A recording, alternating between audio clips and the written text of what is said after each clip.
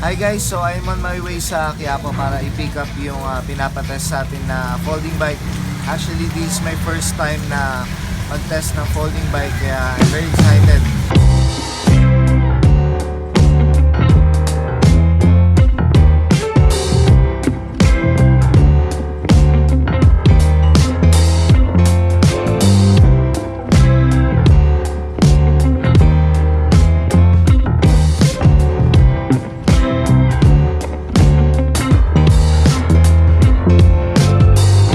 Nandito na ako sa Quiapo, so pupuntahan natin yung Global Caze Bike Shop.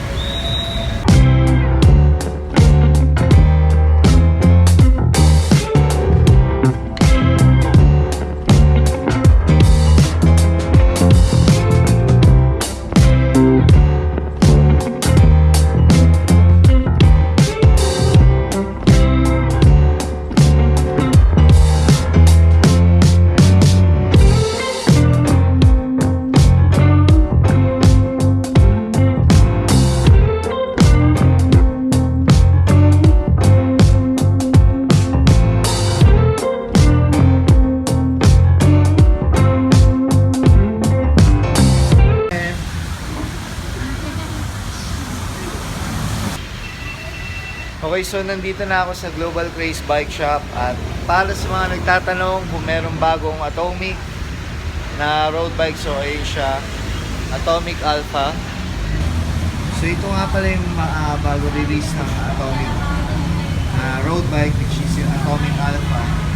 So hindi na siya naka-internal cabling. Nasa frame yung pinaka-cable niya at comes with C-Star. Although nakita tayo ng improvements, especially sa crank dahil naka-Laris R2000 na siya. At yung rear derailleur niya is yung latest release, yung 8-speed, and then latest Laris R2000 na internal cabling shifter. So medyo sa nakikita ko dito, medyo nag-cut cost na sila na sa frame kasi hindi siya internal cabling, tsaka medyo parang mas naging manipis yung frame dito. Although meron pa rin siya indicator na light construction frame pa rin yung overall frame. Dito ko nabili yung Kisto Elite 27.5 ko. So actually meron pa silang Kisto Elite dito.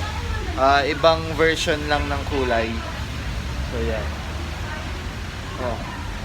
Meron na nga pala silang Trinx M500 Quest. So, ito siya.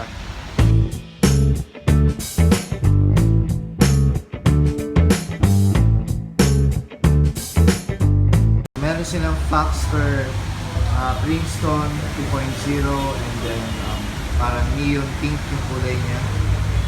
So, it comes with 8-speed Shimano Tourney PX and red type pa rin yung kanyang hub. Then Foxter crank. Tapos Tourney front derailleur, and then Foxter pedals, Foxter frame, 27.5, Kenda tires. So bagong deliver na Phantom. So ito nga pala yung i-review na bike, ipapa-test sa atin. Medyo wide handlebar lang siya, yung hindi ko na-expect na ganito kahaba. Tapos, ayun. So, hindi ko alam kung ilang inches pa yung wheels nito. Check ko pa mamaya.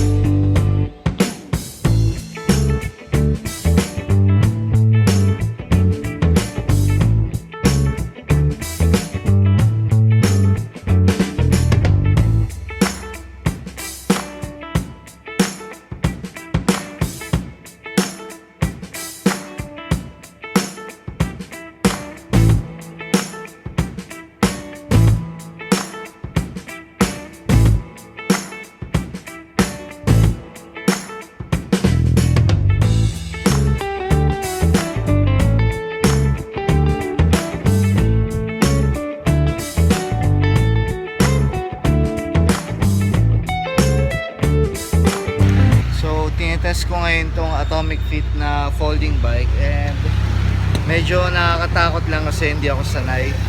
Hindi ko alam kung anytime ba pwedeng bumigay ito.